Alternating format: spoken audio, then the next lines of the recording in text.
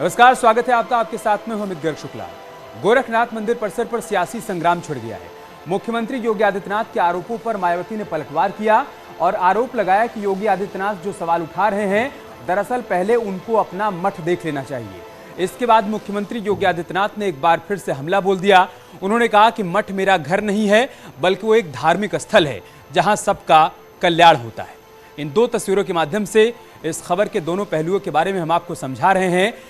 पहले मुख्यमंत्री योगी आदित्यनाथ की तरफ से कहा गया कि पहले की सरकारें अपना आलीशान बंगला बनाया करती थी, हमारी सरकार गरीबों के लिए मकान बनाती है। इस पर बीएसपी प्रमुख मायावती ने पलटवार किया। उन्होंने कहा कि पहले उनको अपना गोरखनाथ का मठ देख लेना चाहिए। उसके बाद सीएम योगी की तरफ से उसका जवाब दिया गया। उन्होंने कहा कि गोरखनाथ मंदिर में देवी देवताओं की पूजा होती है, वहां से हम सामाजिक समरसता का संदेश देते हैं। इस पर फिलहाल सियासत नहीं होनी चाहिए। योगी आदित्यनाथ के दफ्तर ने ट्वीट करके लिखा कि बहन जी, गोरखनाथ पीठ में हिंदू देवी देवताओं के मंदिर हैं, वहां ऋषियों, संतों एवं स्वतंत्रता आंदोलन के क्रांतिवीरों की स्मृतियों को संजोया गया है।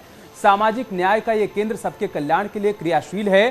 कभी आइए, आपको शांति मिलेगी। ये ट्वीट किया गया और इस ट्वीट के माध्यम से जवाब दिया गया है। दरअसल बीएसपी प्रमुख मायावती को इस ट्वीट में क्या कुछ लिखा गया है वो भी हम आपको दिखा रहे हैं। इसमें लिखा गया है कि सामाजिक न्याय का ये केंद्र है, कभी आइए आप भी यहां पर घूम कर जाइए, आपके मन को शांति मिलेगी। और बीएसपी प्रमुख मायावती जी की तरफ से पहले जो ट्वीट किया गया था वो भी हम आपको दिखा रहे हैं। उन्होंने लिखा है, योगी जी का मठ जहां वो अधिकांश निवास करते हैं, इस बारे में भी उनको अपनी राय रखनी चाहिए। शायद पश्चिमी यूपी की जनता को ये मालूम नहीं है कि गोरखपुर में योगी जी का मठ जहां पर बना है, जहां पर वो अधिकांश निवास करते हैं, वो कोई बड़े बंगले से कम नहीं है।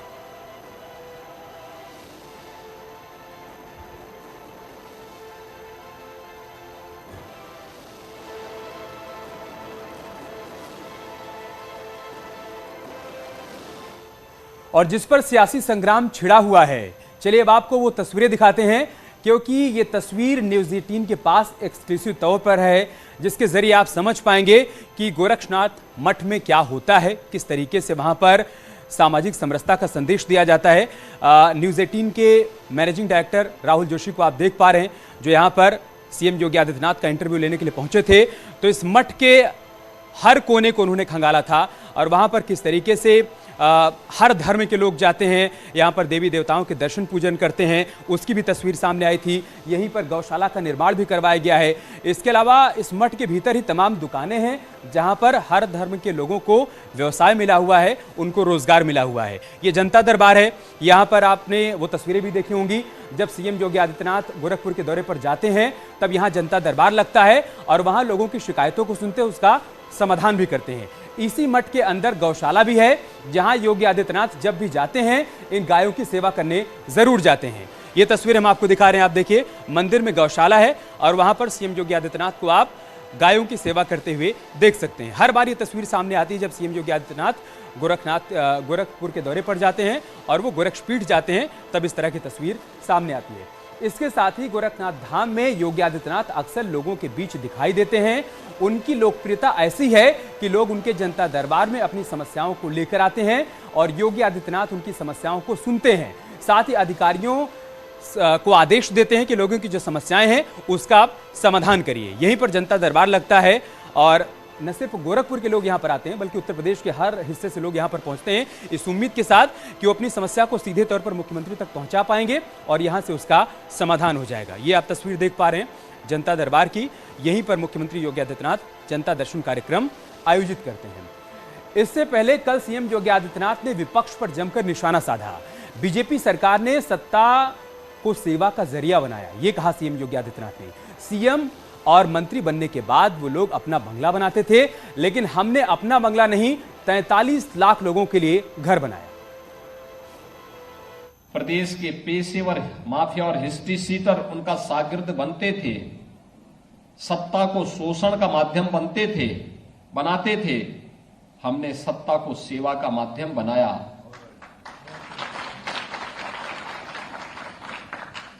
वहां पर मुख्यमंत्री और मंत्री बनने के बाद सबसे पहले अपना बंगला बनाते थे। हमने अपना बंगला और अपना मकान नहीं बनाया, हमने 43 लाख गरीबों को एक एक मकान दिया। आगे बढ़ते उद्धव ठाकरे पर बीजेपी ने बड़ा हमला बोला है। उद्धव ने अपने पिता के फैसले पर सवाल उठाए, बीजेपी पर नहीं पिता के फैसले पर सवाल उठाए, यह कहा गया बीजेपी की तरफ से। तुष्टीकरण की राजनीति कर रहे हैं उद्धव ठाकरे। अखिलेश और उद्धव की एक जैसी राजनीति है। बीजेपी की तरफ से उद्धव ठाकरे पर निशाना साधते हुए ये तमाम बड़ी बातें कही गई हैं और यह कहा गया है कि अखिलेश और उनकी राजनीति का तरीका एक है। बाला साहेब ठाकरे जी का जयंती मना रही थी पूरा देश। हम सब ने, आज वो हमारे साथ नहीं मगर फिर भी हम सब ने उनके लिए कामना की थी, उनके लिए प्रार्थना की थी। उस समय उनके पिता, खुद के पिता के निर्णय के ऊपर इस प्रकार का संदेह उठाना, उसे प्रश्नों के घेरे में खड़े करके कहीं न कहीं उद्धव जी ने भारतीय जनता पार्टी पर हमला नहीं किया। उन्होंने हमला अपने पिता के निर्णय पर किया है और इसका जवाब महाराष्ट्र की जनता तो देगी, किंतु उत्तर प्रदेश में भी लोग आज जानते हैं कि तुष्टीकरण की राजनीति के कारण चाहे उद्धव जी हो चाहे अखिलेश जी हो, किस प्रकार की राजनीति कर रहे हैं और उसका अंजाम क्या होगा, ये उत्तर प्रदेश की जनता भी समझती है।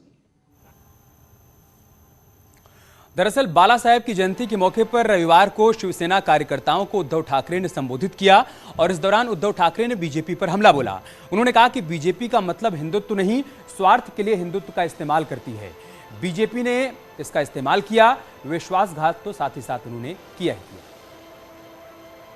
हिंदुत्वापासून कदापि दूर जाऊ शकत नाही, शकणार नाही। हिंदुत्व आम्ही कधी सोडू शकत नाही, सोडणार नाही। आम्ही भाजपला सोडलं, हिंदुत्व सुटलेलं नाही। भाजप म्हणजे हिंदुत्व नाही। इधर पाकिस्तान वाले बयान को लेकर बीजेपी का अखिलेश यादव पर निशाना सामने आया है। लखनऊ में बीजेपी के राष्ट्रीय प्रवक्ता संबित पात्रा ने प्रेस कॉन्फ्रेंस करने के दौरान कहा कि पाकिस्तान को दुश्मन नहीं मानने वाले अखिलेश अपने बयान के लिए माफी मांगे। आज जिन्ना पाकिस्तान की बात करने वाले अखिलेश जी, मैं इतना कहना चाहता हूं कि अखिलेश जी शुक्र मनाइए कि याकूब मेमन को फांसी हो गई है, वरना मैं बिल्कुल सीना ठोक के कह सकता हूं कि अखिलेश जी का बस चलता तो याकूब मेमन को भी नाहिद हसन के साथ चुनावी मैदान पे उतारते। आज सुबह से जिस प्रकार पाकिस्तान पाकिस्तान पाकिस्तान का रट लगाए हुए हैं कि नहीं पाकिस्तान हमारा दुश्मन नहीं है, ये तो भारतीय जनता पार्टी पाकिस्तान को दुश्मन मानती है। आज मैं बिल्कुल कह सकता हूं, शुक्र है कसाब को फांसी हो चुका है, वरना जिन्ना को तो उतारे ही थे। शारीरिक रूप से कसाब को भी स्टार प्रचारक के रूप में उत्तर प्रदेश में उतारने से झिझकते नहीं अखिलेश यादव। ये वही अखिलेश जी जिन्होंने आतंकवादियों के लिए कोर्ट तक में गुहार लगाया था, उनको छुड़वाने की सारी प्रक्रिया पूरी की थी। ये तो शुक्र है कोर्ट का उत्तर प्रदेश में कि न्याय प्रक्रिया ने उस पर रोक लगाई और आज समझ में आता है कि आखिरकार पाकिस्तान को अपना असली दुश्मन अखिलेश यादव क्यों नहीं। इसके अलावा बीजेपी के प्रदेश अध्यक्ष स्वतंत्र देव सिंह ने भी अखिलेश यादव पर पलटवार किया है। क्या कहा गया उनकी तरफ से वो हम आपको बताते हैं। ट्वीट किया है स्वतंत्र देव सिंह ने और अपने ट्वीट में अखिलेश यादव पर निशाना साधते हुए स्वतंत्र देव सिंह ने क्या कुछ लिखा है वो हम आपके सामने रखते हैं। जो भारत में रहकर जिन्ना की बात करता है, इन तमाम बातों का जिक्र करते हुए अखिलेश यादव पर उन्होंने निशाना साधा है और अपने ट्वीट में साक्षर उन्होंने क्या कुछ लिखा है आप देखिए कि जिन्ना की तुलना सरदार पटेल जी से करते हैं और पाकिस्तान की वकालत करते हैं। अखिलेश यादव कह रहे हैं कि पाकिस्तान हमारा दुश्मन नंबर 1 नहीं है, तो दुश्मन नंबर 1 कौन है, ये ट्वीट किया है स्वतंत्र देव सिंह ने और निशाना साधा अखिलेश यादव पर। एसपी प्रवक्ता अनुराग भदौरिया ने बीजेपी पर पलटवार किया है। क्या कहा है पलटवार में वो भी देखिए। उत्तर प्रदेश में भारतीय जनता पार्टी की लाचारी तो देखो, 5 साल सरकार चलाने के बाद भी अपना काम नहीं गिना पा रहे हैं। अभी भी वही भारतीय जनता पार्टी पुराना ढर्रा, कैसे समाज के अंदर में विघटन फैलाएं, कैसे नफरत की राजनीति करे। लेकिन उत्तर प्रदेश की जनता इस बार जागरूक है, वो विकास के नाम पे वोट करेगी। वो जानती है कि उत्तर प्रदेश में कोई विकास कर सकता है तो समाजवादी पार्टी कर सकती है। 10 मार्च को समाजवादी पार्टी की सरकार बनेगी, भारतीय जनता पार्टी की विदाई होगी। और अब रुक करते हैं उत्तराखंड से आई एक बड़ी खबर का और उस बड़ी खबर से जुड़े हुए बड़े शख्स इस वक्त हमारे साथ जुड़ चुके हैं। हरक सिंह रावत जी इस वक्त न्यूज 18 के साथ जुड़ चुके हैं। हरक सिंह जी, बहुत स्वागत है आपका न्यूज 18 पर। सर, आपने बीजेपी का दामन छोड़ दिया, आप कांग्रेस में शामिल हो गए। कांग्रेस की लिस्ट, पहली लिस्ट सामने आ चुकी है, लेकिन अभी तक उसमें आपका नाम है नहीं सर। तो क्या संकेत और क्या संदेश? हम आपसे संपर्क की कोशिश करेंगे, शायद उन तक आवाज नहीं पहुंच पा रही है, लेकिन हरक सिंह रावत को सुनना इसलिए बहुत जरूरी हो जाता है इस वक्त कि उनका अब चुनावी भविष्य क्या रहने वाला है, राजनीतिक भविष्य क्या रहने वाला है। क्या कांग्रेस पार्टी से उनको टिकट मिलने वाला है, उनकी बहू को टिकट मिलने वाला है, या फिर जैसा उन्होंने कहा है कि वो कांग्रेस पार्टी के लिए एक सिपाही के तौर पर काम करेंगे। इन तमाम बातों को जानना बहुत दिलचस्प हो जाएगा, हम उनसे संपर्क की कोशिश करेंगे। हरक सिंह जी, आपको आवाज मिल पा रही है सर? आ रही है। सर, बहुत स्वागत है आपका न्यूज 18 पर। सर, आपने कांग्रेस पार्टी का दामन थाम लिया है, तो पहला और सीधा सवाल आपसे यही है कि 2022 में आपकी क्या भूमिका रहने वाली है?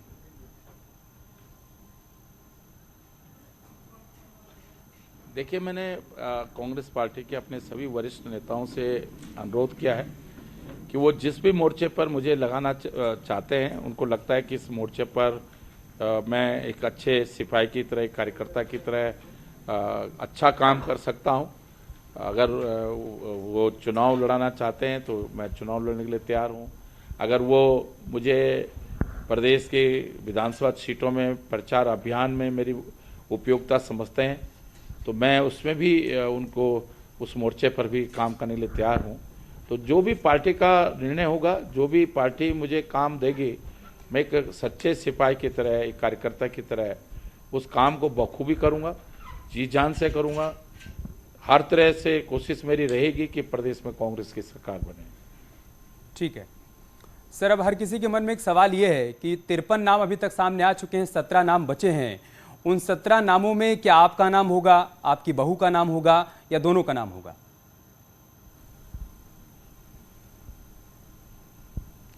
अब क्योंकि ये पार्टी मैं सोचता हूँ कि आज उम्मीद कर रहे हैं, या मुझे लगता है कि किसी वजह से डिले हुआ तो कल तक ये स्थिति साफ हो जाएगी।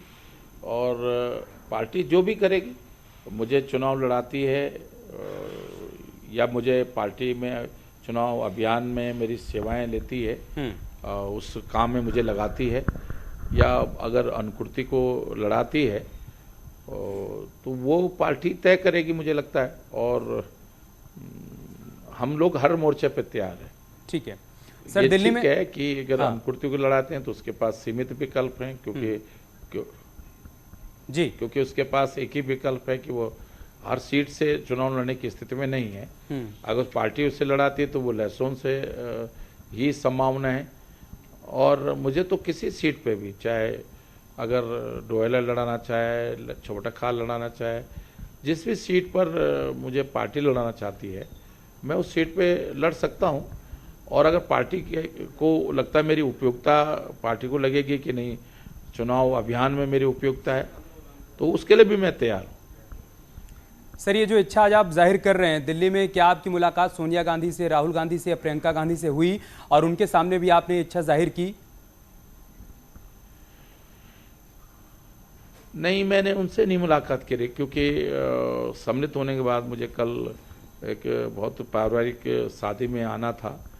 और क्योंकि आप जानते हो मीडिया ने इतना घेरे हुए थे, मैं लेकिन और माननीय प्रियंका गांधी जी मुझे दूर से मिली क्योंकि उनका लाइव प्रोग्राम चल रहा था, तो मेरी मुलाकात नहीं, मैं क्योंकि अब आराम से मिलूंगा उनसे। और लेकिन मैंने पार्टी के जो लोग हैं कोई उन सबसे कह दिया, पारिवारिक भी लोगों से मैंने अनुरोध कर दिया है, और वो भी प्रदेश अध्यक्ष लीडर प्रसन्न हरीश भाई सबसे मैंने कह दिया है।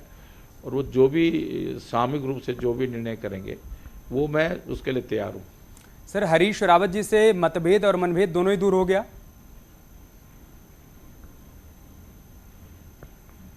हाँ, बहुत मैं सोचता हूँ, क्योंकि उनमें उनके मन में नाराजी जरूर थी और होनी भी चाहिए। देखिए, मैं इसको बहुत कोई गलत भी नहीं मानता हूँ।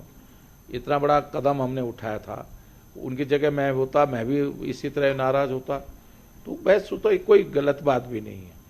और परिस्थितियाँ बनी थी उस समय, और लेकिन मैं आज उनसे मेरी लगातार बातचीत हुई है। कल भी मैंने हरीश भाई से बातचीत टेलीफोन से की है, काफ़ी देर बातचीत हुई है। उनसे कुछ विधानसभाओं में मैंने अपनी राय भी रखी है कि भाई साहब इस सीट पर अगर ऐसा निर्णय होता है तो ज़्यादा ये पार्टी हित के लिए बहुत ज़रूरी है। तो मैं सोचता हूँ कि अब मैं कोई नाराज़ी नहीं है और उन्होंने भी खुल के आशीर्वाद दिया है। अगर बिना उनके मर्जी से अगर उनके मैं ये चाहता जरूर था कि अगर केवल गोदयाल जी लगातार प्रयास कर रहे थे, प्रीतम सिंह जी, देवेंद्र यादव जी, तो मैं चाहता था कि सबकी सहमति बने, सब खुश होकर मुझे कांग्रेस परिवार में स्वीकार करें। मैं तभी कांग्रेस परिवार में आऊं जब सबकी सहमति हो। ठीक है सर, अब आपको जनता का आशीर्वाद भी चाहिए, आप जनता के बीच जाएंगे वोट की अपील करने के लिए, अगर आपका टिकट कंफर्म हो जाता है तो फिर सवाल ये खड़ा होगा कि अगर पब्लिक की तरफ से सवाल पूछा जाएगा कि 2016 में आपने जो कुछ किया वो दुर्भाग्यपूर्ण था, या फिर अभी आपने बीजेपी को छोड़कर कांग्रेस का दामन थामा, ये आपका सही फैसला था, गलती कहां पर हुई, इसका क्या जवाब होगा आपकी तरफ से? देखिए, इंसान गलती का पुतला है और एक गलती से अगर हम सुधार करते हैं तो इसको गलती नहीं कह जाते। हमने जो भी लड़ाई लड़ता हूं मैं जनता के लिए लड़ाई लड़ता हूं। अब मैं कुर्दार मिडिल कॉलेज, कुर्दार में सेंट्रल स्कूल, गढ़वाल कुमाऊं जोड़ने वाली कंडी मार, पाखरो टाइगर सफारी, अब मैं इन सारी लड़ाइयों को लड़ रहा था। तो इससे व्यक्तिगत रूप से हरक सिंह की लड़ाई नहीं थी, ये उत्तराखंड की जनता की लड़ाई थी, उत्तराखंड के नौजवानों की लड़ाई थी। अब उसमें मतभेद हो जाता है, उसमें अगर तो कोई मुझे दल बदलू कहे, मुझे कोई फर्क नहीं पड़ता। मैं सिर्फ ये देखता हूं कि जो जिम्मेदारी मुझे दी गई है मैं उसमें कामयाब हो रहा हूं या नहीं हो रहा हूं। नहीं हो रहा हूं तो मुझे लगता है कि भाई क्या फायदा मंत्री पद के रह के, या क्या फायदा मेरा विधायक रह के। केवल घोड़े गाड़ी के लिए और केवल एक रेजिडेंस के लिए थोड़ी हम किसी पद पे हैं। और जब मुझे लगता है कि भाई ये लोग, अब भाजपा को सरकार चलाना ही नहीं आता। मैं देखिए, मेरे कांग्रेस का भी अनुभव है और भाजपा का भी अनुभव है। सही मायने में भाजपा विपक्ष के लायक तो ठीक है, वो नारे अच्छे लगा लेंगे, मुर्दाबाद अच्छी कर लेंगे, लेकिन वो सरकार चलाना नहीं आता। और कांग्रेस के लोगों को, मैं कांग्रेस टिप्पणी नहीं कर रहा हूं, जितना विपक्ष की में संघर्ष करना चाहिए वो कांग्रेस के भाई नहीं करते हैं, लेकिन सरकार कांग्रेस बहुत अच्छी तरह चलाती है। निर्णय लेने की क्षमता है कांग्रेस के लोगों में। मैंने दोनों में ये देखा है, मैं दोनों सरकार में, भाजपा सरकार में भी मंत्री रहा हूं और कांग्रेस सरकार में भी मंत्री रहा हूं। कांग्रेस सरकार में काम करने का आपका जो विजन है, आपकी जो सोच है, आपका जो निर्णय लेने की क्षमता है, उसकी उपयोगिता होती है। यहां तो ऐसा लगता है कि संगठन मंत्री से पूछ लो, प्रांत प्रचारक से पूछ लो। अब भैया वो कोई प्रांत प्रचारक या कोई संगठन मंत्री आयुर्वेदिक विश्वविद्यालय में कौन अच्छा प्रशासक हो सकता है, कौन अच्छा वाइस चांसलर हो सकता है, वो कैसे तय करेगा? सर, तो फिर इस पर आपसे सवाल ये पूछा जाएगा, और कुछ लोग पूछ भी रहे हैं कि ये समझने में हरक सिंह रावत को 5 साल लग गए कि बीजेपी विपक्ष में तो अच्छी है, सत्ता में अच्छी नहीं है। नहीं, मैं इसलिए कह रहा हूं, इसलिए लग गए 5 साल क्यों, मेरी मजबूरी क्या थी कि मैं कांग्रेस छोड़कर भाजपा में आया था। अगर मैं भाजपा में ही होता तो मैं भाजपा छोड़ चुका होता, लेकिन मेरी मजबूरी थी। मैंने कहा भाई लोग क्या कहेंगे, कई बार लेकिन अच्छा है उन्होंने मुझे खुद ही निकाल दिया, मेरा भार हल्का कर दिया। और ये उन्होंने नहीं निकाला मुझे, ये केदार बाबा ने, बद्र केदार ने, हमारे सिद्ध बली बाबा ने उनको ऐसी कुबुद्धि दी है, विनाश काले विपरीत बुद्धि। अगर वो शायद कांग्रेस सरकार बनाने में कुछ 19-20 होती तो बाबा, केदार बाबा चाहते हैं कि अब 100% कांग्रेस सरकार बने, इसलिए भाजपा वालों को ऐसी बुद्धि आई और उन्हें मुझे निकाल दिया और मेरे लिए भार हल्का कर दिया। मैं अंदर से तो था ही पका हुआ, अंदर से खुश नहीं था, लेकिन सिर्फ इसलिए कि अमित शाह से मैंने वायदा किया नहीं छोड़ूंगा। मैं 5 साल पहले कांग्रेस छोड़ के भाजपा में आया था, इस सिर्फ इन 2 चीजों की वजह से, ठीक है, मन खिन्न होने के बावजूद भी मैं भाजपा पे बना हुआ था। एक बार फिर से 2022 में आपकी भूमिका पर लौटते हैं। आप चौबट्टा खाल से चुनाव लड़ने की इच्छा जता रहे हैं, क्या पार्टी आला कमान से इसको लेकर कोई चर्चा हुई है? हरीश रावत से इसको लेकर कोई बातचीत हुई है आपकी? नहीं, कोई चर्चा नहीं हुई है। मैंने ये जरूर कहा है कि अगर मुझे चौबट्टा खाल दे दो, अगर पार्टी को लगता है कि मैं चौबट्टा खाल लड़ना चाहिए, मैं चौबट्टा खाल लड़ने, डोवेला कहें डोवेला करूँ, जहां भी कहें, मैं कोई एक, वो तो आपने नाम लिया इसलिए मैं नाम दोहरा रहा हूं, और वो कहें कि नहीं आपको नहीं लड़ना है और आप पार्टी के लिए काम करो, तो मैं उसके लिए भी तैयार हूं। कितना मेरा फायदा उद्देश्य इस समय चुनाव लड़ाना नहीं है, मेरा उद्देश्य सिर्फ यह है बीजेपी को सत्ता से हटाना और कांग्रेस देखिए, को सत्ता उत्तराखंड मिलाना। में जो तो लोग कितना मुझे फायदा जानते इससे हैं, कांग्रेस को होगा सर आपके कांग्रेस में आने से, और कितना नुकसान आप बीजेपी के लिए देख पा रहे हैं?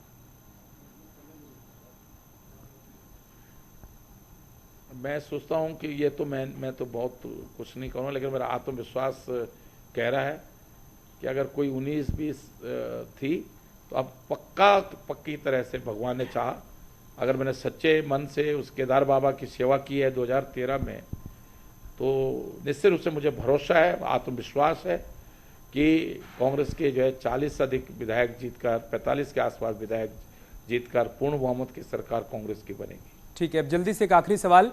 त्रिवेंद्र सिंह रावत ने आपके बारे में कहा है कि आप रंग बदलने वाले नेता हैं, मौसम की तरह।